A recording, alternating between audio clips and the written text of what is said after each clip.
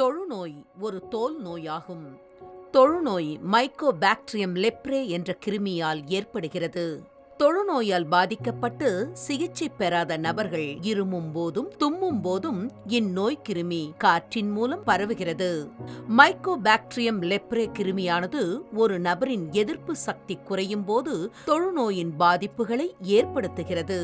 தொழுநோய் தோல் மற்றும் நரம்புகளில் பாதிப்பை வெளிப்படுத்துகிறது. தோலில் உணர்ச்சி இல்லாத தேமல், நிறமாற்றம், பளபளப்பு, சிறு முடிச்சு போன்ற கட்டிகள், முடி உதிர்தல், வியர்வை அற்று உலர்ந்து போதல் மற்றும் ஆறாத புண்கள் ஏற்படுகிறது. ஆரம்ப நிலை உணர்ச்சியற்ற தேமல் தென்படும் போது சிகிச்சை பெறுதல் அவசியம். அவ்வாறு சிகிச்சை பெற்றால் இந்நோயை முற்றிலும் குணப்படுத்த முடியும். ஆரம்ப நிலை சிகிச்சை எடுக்காத பட்சத்தில் இந்நோயால் நரம்புகள் பாதிப்பு கண், கை, கால்களில் ஏற்படுகிறது. கண் பாதிக்கப்படும் போது கருவிழி உணர்தல், கருவிழியில் புண்கள், கண்கள் மூட இயலாமை, பார்வை இழப்பு ஏற்படுகிறது. கைகளில் மணிக்கட்டு தொங்குதல், மதமதப்பு, விரல்கள் மடங்குதல், தசை பலவீனம், உணர்ச்சியின்மை, ஆறாத புண்கள், பொருட்களை எடுக்கவோ பிடிக்கவோ இயலாத நிலை ஏற்படுகிறது. கால்களில் ஏற்படும் பொழுது கால்கள் தொங்கிப் போதல், கால் விரல்கள் மடங்குதல், ஆறாத புண்கள், தசை பலவீனம், காலணிகள் அணிய இயலாத நிலை, உணர்ச்சியின்மை ஏற்படுகிறது. தோல் நோய் தோலில் உள்ள தேமலில் பேனா மூலம் உணர்ச்சியின்மை கண்டறிதல், நரம்புகள் தடித்திருப்பதை மருத்துவர் பரிசோதனை செய்தல், திசு பரிசோதனை மூலமாக உறுதி செய்யப்படுகிறது.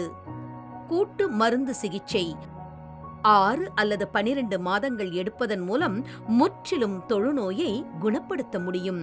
தொழுநோயால் ஏற்படும் எதிர்வினை விளைவுகளை ஆரம்ப நிலையிலேயே கண்டறிந்து குணப்படுத்துதல் அங்க குறைபாடு ஏற்படாமல் தடுக்கும். தொழுநோய் பாதிப்பு ஏற்பட்டால் பயப்பட தேவையில்லை. தொழுநோயால் ஏற்படும் களங்கம் தவிர்க்கப்பட வேண்டும்.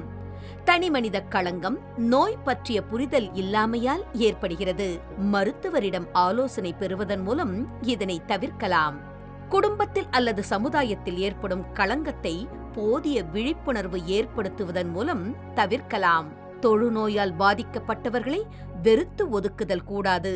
அவர்களின் கண்ணியம் காக்கப்பட வேண்டும். மாவட்ட அளவில் தொழுநோய்த்துறையின் துணை இயக்குநர்கள் கண்டறியப்பட்ட புதிய தொழுநோயாளிகளை ஆய்வு செய்து அவர்களை பரிசோதித்து உறுதிப்படுத்தி தேவையான ஆலோசனைகளை வழங்கி தொடர் நடவடிக்கைகள் கண்காணிப்போடு செய்து வருகின்றனர். அது மட்டுமல்லாமல் இந்த ஆய்வு நடைபெறும் வட்டாரங்களில் படிக்கின்ற பள்ளி மாணவர்களுக்கு அவர்கள் படிக்கும் பள்ளியிலேயே தொழுநோய் பரிசோதனை செய்திட திட்டமிடப்பட்டுள்ளது.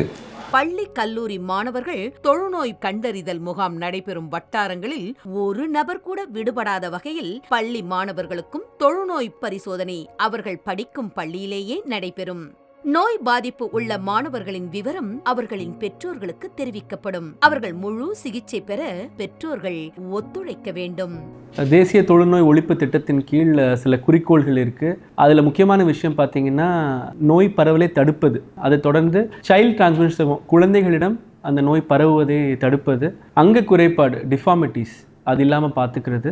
அது மட்டும் இல்லாமல் தொழுநோய் பற்றின ஒரு ஸ்டிக்மா, களங்கம் இல்லா நிலை உருவாக்குதல், இதுதான் முக்கியமான குறிக்கோளை நம்ம பார்க்கிறோம். மாணவர்கள் பங்கானது முகாம்களில் பங்கேற்றல், தொழுநோய் ஆய்வில் ஈடுபடுதல், தனது குடும்பத்தினர்களை ஆய்வு செய்து சுகாதாரத்துறைக்கு தெரியப்படுத்துதல், மக்களிடையே விழிப்புணர்வை ஏற்படுத்துதல். எங்கள் ஸ்கூலில் தொழுநோய் முகாம் நடத்துனாங்கடா. யாருக்காச்சும் தேம்பல் இருந்தால் அது உணர்ச்சி இருக்காமல் இருக்கும்டா. இது மாதிரி யாருக்காச்சும் இருக்காடா? சரி, உங்கள் கையெல்லாம் காட்டுங்க.